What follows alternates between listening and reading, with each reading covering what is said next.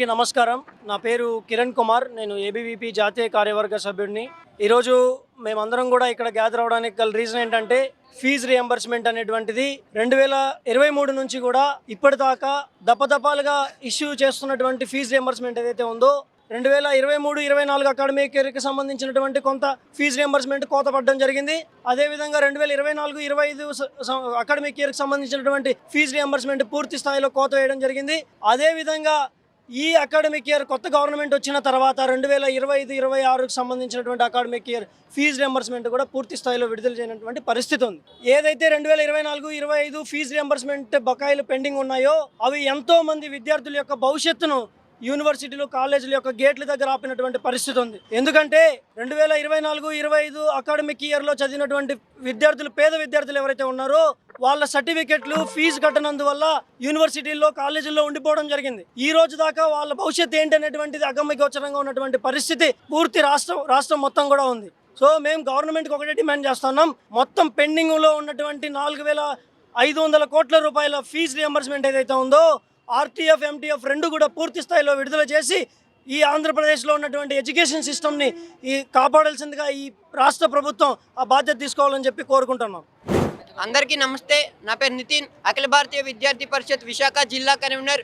ఈరోజు మేము విశాఖపట్నం జీవీఎంసీ గాంధీ విగ్రహం వద్ద ఫీజు రియంబర్స్మెంట్ బకాయిలు ఏవైతే పెండింగ్లో ఉన్న ఫీజు రియంబర్స్మెంట్ బకాయిలు విడుదల చేయాలని చెప్పి ధర్నా చేయడం జరుగుతుంది. అయితే ఈ రాష్ట్ర విద్యాశాఖ మంత్రి ఎవరైతే ఉన్నారో నారా లోకేష్ గారికి మేమందరం కూడా వేడుకుంటున్నాం, అయ్యా మాకు రావాల్సిన ఫీజు రియంబర్స్మెంట్ మమ్మల్ని వెంటనే విడుదల చేసి మమ్మల్ని ఆదుకోండి. ఏదైతే లాస్ట్ ఇయర్ వరకు చదువుకున్న విద్యార్థులు, ఇప్పుడు చదువుకుంటున్న విద్యార్థులకు రావాల్సిన ఫీజు రియంబర్స్మెంట్ ఉందో అది రాక మా సర్టిఫికెట్లు, అలానే మా చదువు ఈరోజు ఆగిపోయింది. డిగ్రీ కాలేజీల్లో మా సర్టిఫికెట్లు ఇవ్వక ఈరోజు మేము పీజీ ఎడ్యుకేషన్ జాయిన్ అయ్యే స్తోమత లేకుండా ఉన్నాం.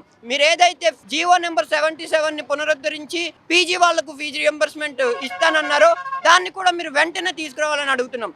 అలానే కూటమిలో ఉన్న ఎవరైతే ముఖ్యమంత్రి చంద్రబాబు నాయుడు గారు కావచ్చు, విద్యాశాఖ మంత్రి నారా లోకేష్ గారు కావచ్చు, ఉప ముఖ్యమంత్రి పవన్ కళ్యాణ్ గారు కావచ్చు, భారతీయ జనతా పార్టీ నాయకులు కావచ్చు, మీకు అందరికీ కూడా మీ కూటమి ప్రభుత్వం మంచి ప్రభుత్వం అని చెప్పి మీరు ఏదైతే ప్రచారం చేస్తున్నారో మీ మంచి ప్రభుత్వానికి మేము వేడుకుంటున్నాం. ఫీజు రియంబర్స్మెంట్ మీరు పెట్టే భిక్ష కాదు, అది మా హక్కు.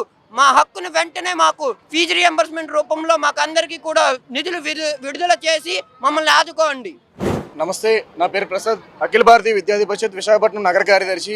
అయ్యా నారా లోకేష్ గారు గత ప్రభుత్వంలో ఏదైతే జగన్ ప్రభుత్వంలో జరిగినప్పటికీ కూడా విద్యార్థులందరికీ మేము ఏదైతే యువకాలంలో మాటలు ఏవైతే ఉన్నాయో మాట్లాడుతూ విద్యార్థులందరికీ కూడా ఇక జీవో నెంబర్ 77 రద్దు చేసి ఇక విద్యార్థులకు పూర్తి ఫీజు రియంబర్స్మెంట్ కల్పిస్తామని చెప్పేసి ఆ రోజు ప్రైవేట్ వాళ్ళు కలిపి విద్యార్థుల దగ్గర మాట్లాడుతూ మేము విద్యార్థి పట్లే ఉంటాము, సమాజం పట్ల ఉంటామని చెప్పేసి ప్రైవేట్ వాళ్ళు పలినటువంటి ఏదైతే నారా లోకేష్ గారు ఎవరైతే ఉన్నారో ఈరోజు విద్యార్థులకి మోసం చేయడం జరిగింది.